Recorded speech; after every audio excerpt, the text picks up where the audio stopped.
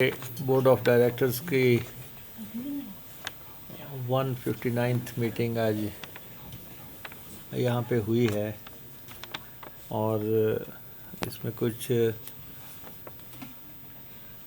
Important फैसले जो लिए गए हैं वो हम आपको अवगत करवाएंगे। और हमारे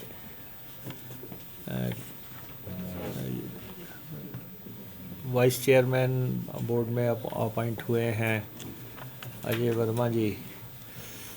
इनसे आपका परिचय वैसे होगा, लेकिन विधिवत हम आपको सूचित कर रहे हैं कि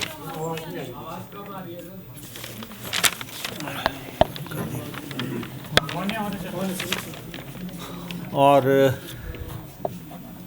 वाइस चेयरमैन हमारे ज्वाइन किए हैं।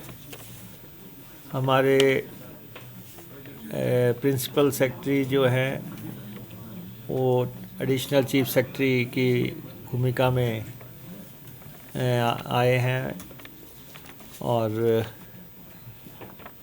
दूसरा परिवर्तन ये है। और थर्डली रोहन ठाकुर जी एक बहुत बढ़िया पारी एज मैनेजिंग डायरेक्टर HRTC की इन्होंने खेली है और दिल्ली डेपुटेशन पे जा रहे हैं। तो इनकी सर्विसेज को भी HRTC ने रिकॉर्ड पे लिया और इनको अप्रिशिएट किया, जो जिस तन्मयता से, जिस लगन से और समर्पण से इन्होंने काम किया। तो एक तो ये 3 अहम मसले थे। और आज HRTC में सबसे जो इम्पोर्टेंट फैसले हमने लिए हैं, बहुत देर से ये चर्चाएं चल रही थी बसों की खरीद को लेके। आज उसको हमने यहाँ पे फाइनल भी किया है और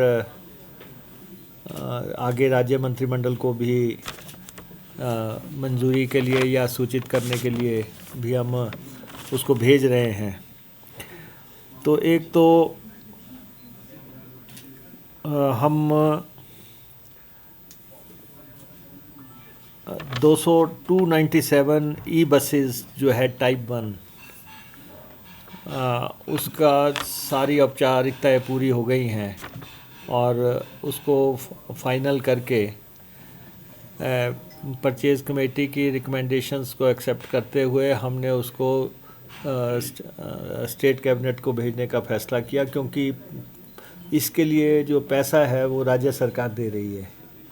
तो राज्य को ये भेजा जा रहा है। लेकिन ये 297 ई बसेस मुझे लगता है कि आने वाले 4-1 महीने के अंदर हिमाचल प्रदेश में आनी शुरू हो जाएंगी और चलनी शुरू हो जाएंगी।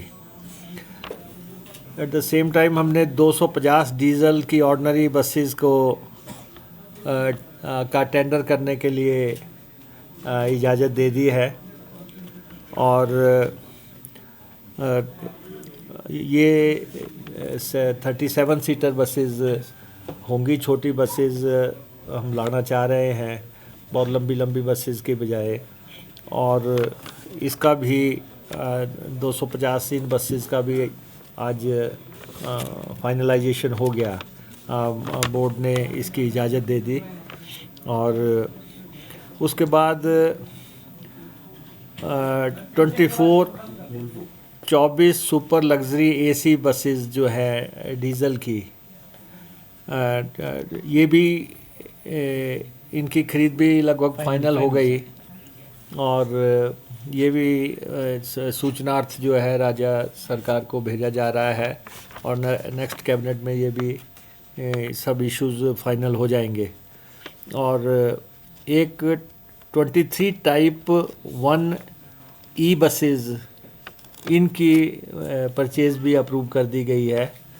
ये इलेक्ट्रिक बसेस, इसके लिए इंसेंटिव आया था ट्रांसपोर्ट को, तो उससे ये बसेस खरीदी जा रही हैं, तो ये परचेज़ भी अप्रूव कर दी गई हैं। और मिनी जो टेम्पू लेने थे हमने, टेम्पू ट्रैवलर्स लेने हैं, जो कि 100 का हमने फ़ैसला किया था, लेकिन वो टेंडर अभी हमारा फाइनलाइज नहीं हो सका, और उसमें जो भी रीटेंडर करना है उसकी इजाज़त हमने HRTC को दी है कि वो ये कर लें। तो इस हिसाब से जो है ये सारी परचेज़ आज फाइनलाइज कर दी गई है, और ये लगभग 700 के आसपास गाड़ियों का, वॉल्वोस का, इलेक्ट्रिक बसेस का, डीजल बसेस का ये परचेज़ का फाइनलाइजेशन आज हुआ। और इससे आने वाले समय में HRTC की स्थिति में काफ़ी सुधार हो जाएगा, जो लगातार क्योंकि केंद्र सरकार ने 15 साल चली हुई बसेस को हटाने के निर्देश दे दिए हैं, तो बसेस हट रही हैं, और उसके चलते हमें फ्लीट में जो है एडिशन करना था, उस हिसाब से फ़ैसले हुए हैं। और 2 हमने क्विक रेस्पॉन्स व्हीकल्स लेने का फ़ैसला किया है, और 4 क्रेन्स परचेज़ करने का फ़ैसला किया है। गाड़ियाँ कहीं ख़राब हो जाती हैं, उनको लाना पड़ता है, तो 4 वो भी आज फाइनल हमने किए हैं। तो इस तरह से आज की BOD इन्हीं बातों पे केंद्रित थी। और इसके अलावा HRTC ने लगभग साल के दौरान 70 करोड़ रुपए की इंक्रीज़ अर्निंग की थी, और बड़ी मेहनत से हमारे HRTC के जितने भी ऑफिसर्स हैं, जितने भी हमारे कर्मचारी हैं, ड्राइवर्स हैं, कंडक्टर्स हैं, कार्यशाला में लोग हैं, या टोटल जो हमारा परिवार है HRTC का, उन सब की मेहनत से ये अर्निंग हुई थी। और उसके बारे में भी बोर्ड को सूचित किया गया। और आज दिन तक जब से हमारी सरकार बनी है, हमने कर्मचारियों को सैलरी भी दी है, और आज दिन तक पेंशन भी दी है, तो कहीं भी हम डिफ़ॉल्ट में नहीं हैं। लेकिन राजनीतिक कारणों से कुछ लोग बयान देते रहते हैं, वो उनके अपने सोच है, लेकिन HRTC को सुधारवादी कदम जो है उठाए जा रहे हैं। HRTC किसी भी तरह से एक कमर्शियल ऑर्गेनाइजेशन नहीं है, ये एक वेलफेयर ऑर्गेनाइजेशन है।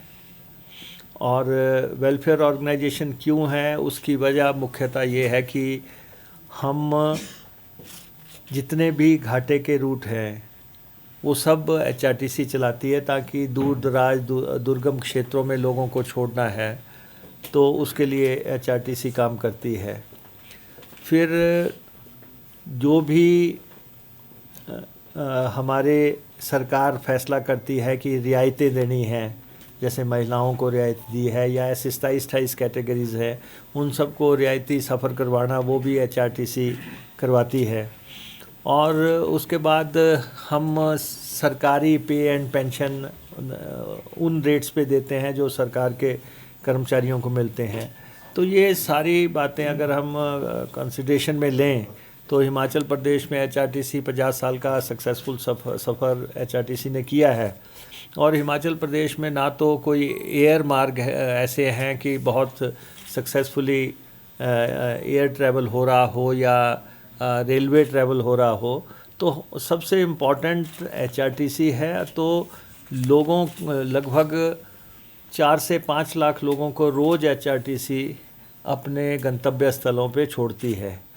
तो उस सोच के आधार पे हमें किस ढंग से इसमें सुधार करना था, बसेस का फ्लीट अपना ठीक करना है, उसके लिए आज फैसले लिए गए हैं। सर, कोई किराया बढ़ाने का प्रपोजल है क्योंकि काफ़ी घाटा है? नहीं, देखिए, किराए बढ़ाने का फैसला जो है ना वो सरकार करती है, एचआरटीसी नहीं करती है। चाहे वो किराया न्यूनतम किराया हो या दूसरा फेयर हो, तो उसकी कंसल्टेशन डिस्कशंस चलती रहती हैं, लेकिन कोई भी इस बारे में फैसला है वो तो सरकार को लेना है। मुकेश जी, एक वीडियो वायरल हो रहा है प्रतिपक्ष नेता जी का, जयराम ठाकुर जी का, तो उसमें वो आपसे इस्तीफा मांगने की मांग कर रहे हैं। मैं वो इसलिए मांग रहे हैं क्योंकि मैंने आज दिन तक रेगुलर पे एंड पेंशन दी है और उन्होंने अपने समय में 57 बार डिफ़ॉल्ट किया है, और जब वो मुख्यमंत्री थे सिर्फ 3 महीने वो रेगुलर टाइम पे जो है पे दे पाए, पेंशन दे पाए। इसलिए वैसे भी जब सत्ता से बाहर आदमी चले जाता है तो उसको बहुत प्रीत आती है। आजकल उनको एचआरटीसी पे बहुत चर्चा होती है। आपकी सूचना के लिए 10 करोड़ रुपया जो है, जो उन्होंने रैलियों में, कार्यक्रमों पे खर्च किए, वो डिफ़ॉल्ट करे पैसा बिना दिए चले गए थे। 10 करोड़ रुपया अभी भी मैंने 2.5 करोड़ रुपया चुकता किया है, अभी भी 7.5 करोड़ रुपया जो है एचआरटीसी की देनदारी बाकी है। तो इसलिए आजकल वो एचआरटीसी पे चर्चा करते हैं, असल में उनके मन में एक टीस है। उनको ये लगता है कि जो मैं मुख्यमंत्री की कुर्सी से हटा, उसमें नेता प्रतिपक्ष की कोई ना कोई जो है भूमिका रही होगी, तो बैठे उठते कहीं याद आ जाता है, तो उनको वो कहते तो मुझे है कि दौरा पड़ता है, लेकिन मैं समझता हूँ कि कहीं उनको तो नहीं पड़ना शुरू हो गया कि बार बार जो है वो एचआरटीसी में आज दिन तक तनख्वाह जो है टाइम पे दिया, हमने किसी भी ढंग से दिए है। इतना बड़ा भारी भरकम बोझ वो जो है कर्ज का छोड़ गए, और उसके बावजूद जो है हमने एचआरटीसी को तनख्वाह और पेंशन में डिफ़ॉल्ट नहीं होने दिया है। और कोशिश हमारी है, ठीक है, कर्मचारियों की मांगे हैं, जायज़ मांगे हैं, उनको कैसे पूरा करना वो अलग काम है, लेकिन लगातार हमने बोर्ड के कामों में भी सुधार किया है। एक एक आदमी की परफॉर्मेंस मॉनिटर हो रही है। एक एक गाड़ी के जो गाड़ियां हम चला रहे हैं उसका कितना, एक एक रूट को हम मॉनिटर कर रहे हैं कि कौन घाटे में है, किस वजह से घाटे में है, वो हर चीज़ मॉनिटर हो रही है। आरएम्स मॉनिटर हो रहे हैं, ड्राइवर कंडक्टर्स मॉनिटर हो रहे हैं, हर चीज़। और ये कोई जो ये संस्थान है, इस एचआरटीसी ये जनता की गाड़ी है, आम आदमी की गाड़ी है, और हमें इसका जो जनता के साथ दिल का रिश्ता है एचआरटीसी का। तो एचआरटीसी को जो है, आप सत्ता से बाहर हो गए तो इसका मतलब आप एचआरटीसी को बदनाम करोगे। आपने अपने समय में क्या किया है, आप उसका ज़रा अवलोकन तो कर लें।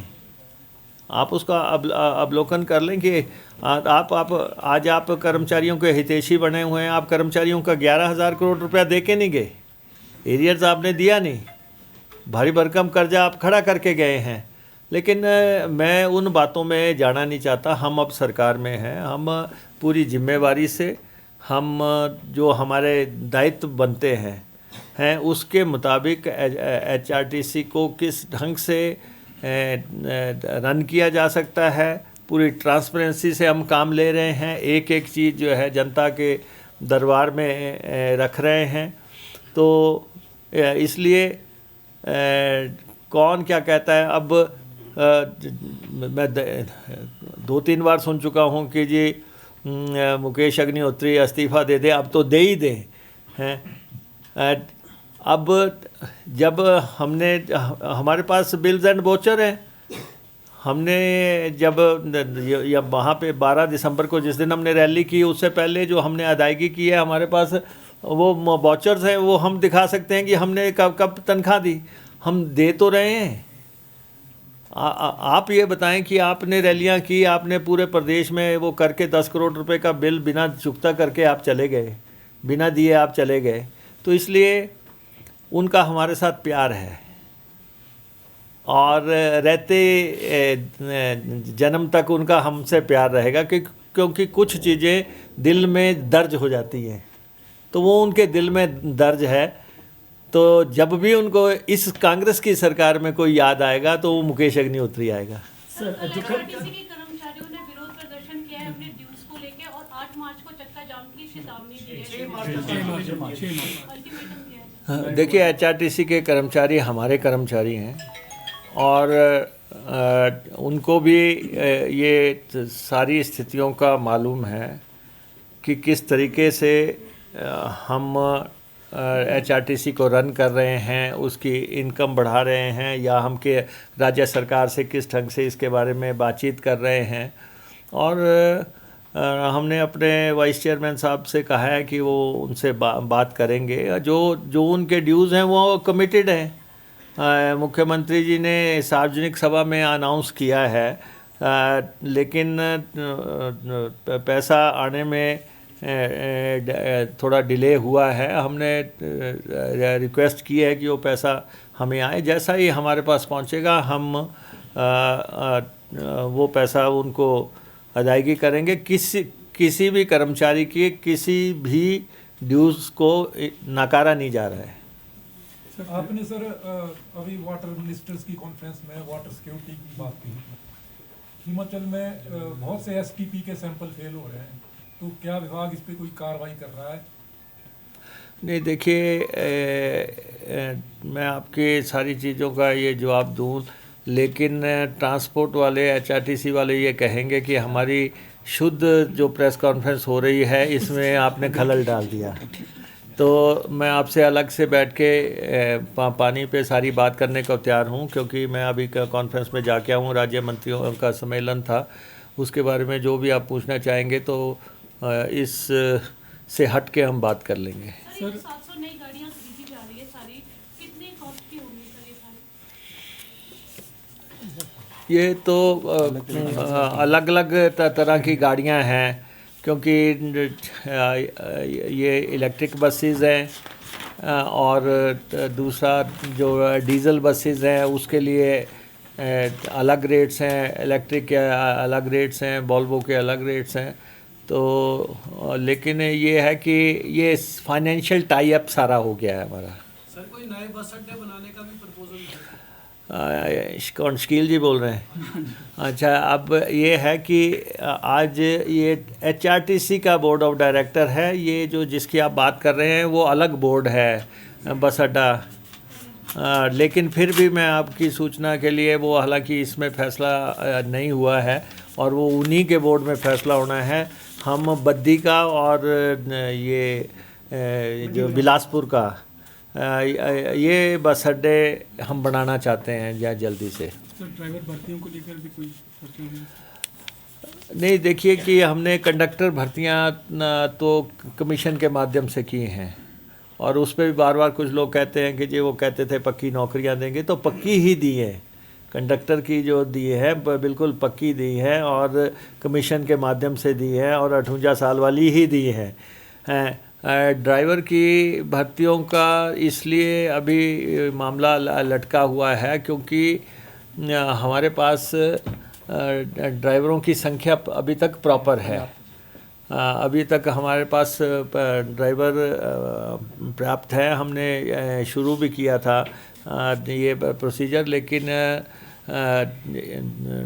एचआरटीसी में बसों पर ड्राइवरों की कमी नहीं है, तो इसलिए जो है वो रुका पड़ा है। जैसे ही लगेगा कि ड्राइवर्स की भर्तियों की ज़रूरत है तो हम उस हिसाब से फैसले करेंगे। सर, प्रयागराज में इतना बड़ा महाकुंभ चला हुआ है और एचआरटीसी से नदारद रही है, क्या वजह रही सर एचआरटीसी? नहीं, ऐसा है ना कि हमारी कोई बस बुक कराएगा तो हम देने के लिए तैयार हैं।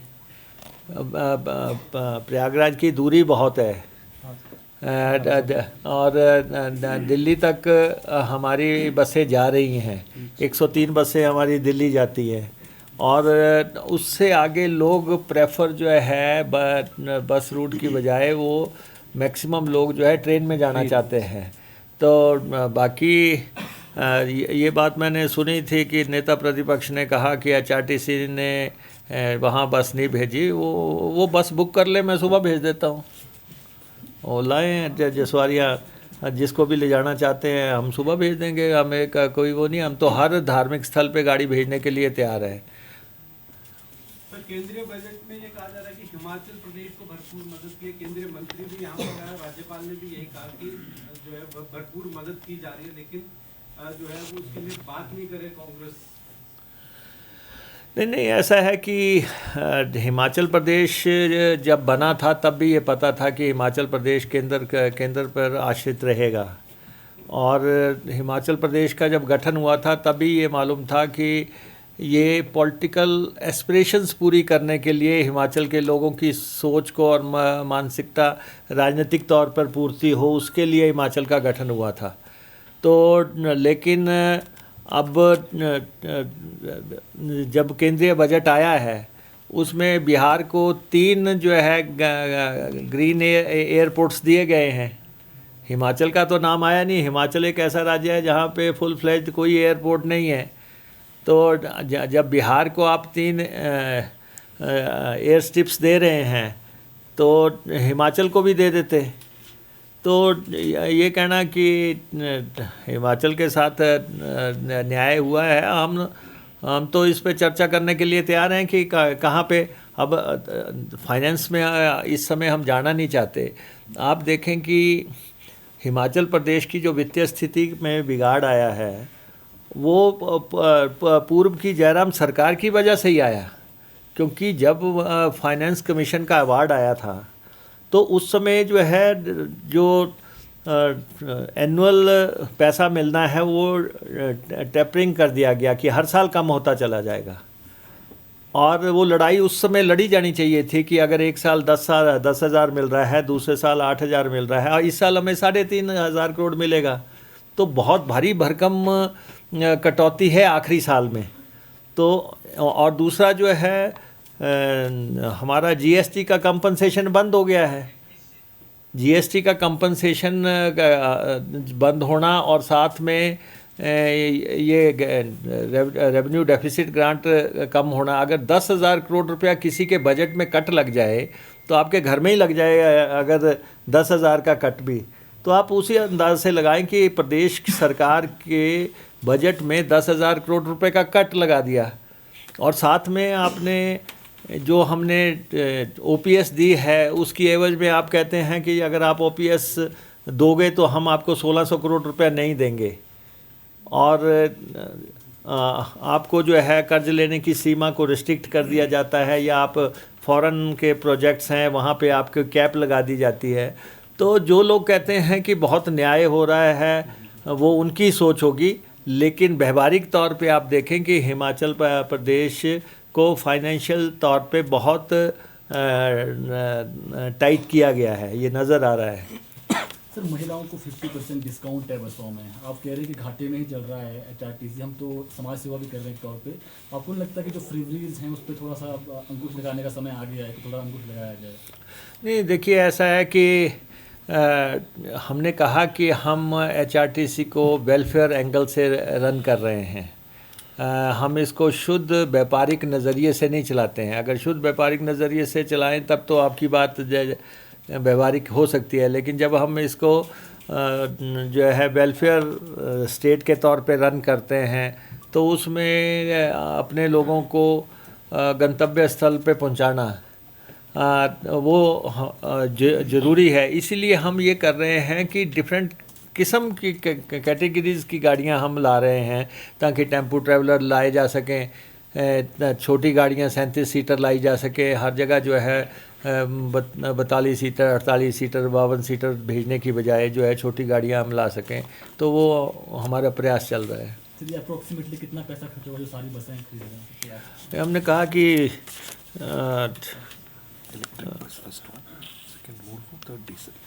ये लगभग 600 करोड़ रुपए के आसपास का खर्चा होगा कुल मिला है। हाँ जी। बढ़ भी सकता है, घट भी सकता है, टेंडर पे डिपेंड करेगा। Thank you.